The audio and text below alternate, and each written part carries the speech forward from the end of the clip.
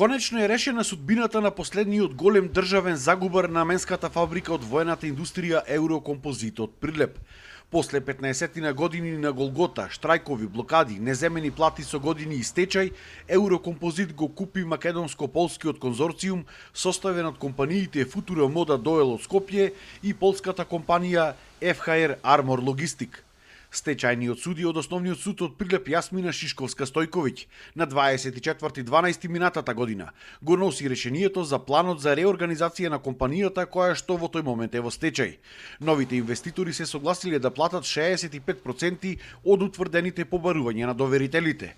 Односно, веќе ја исплатиле првата рата од околу 1,2 милиони евра, а останатите 3 рати треба да ги исплатат во наредните 3 години, односно до крајот на 2028 година, кога полскиот инвеститор ќе стане и комплетен сопственик на Еврокомпозит. Поранешните вработени велат дека иако барале 100% од побарувањата, морале да се задоволат само со 65%. Малце беше тоа исплатата од 65% што ни го исплатија, меѓутоа бевме ставени во една ситуација земи или остави. Ако не го прифатевме овој договор што ни го нудеа, ни се закануваја со ликвидација, а за ликвидација знаете што значи, че немаше ни грош да земиме.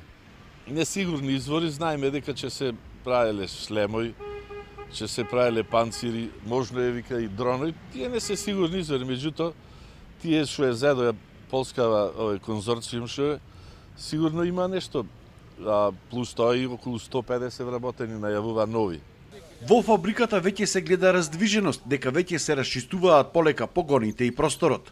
Став за продажбата побаравме и од владата, но засега немаме добиен одговор.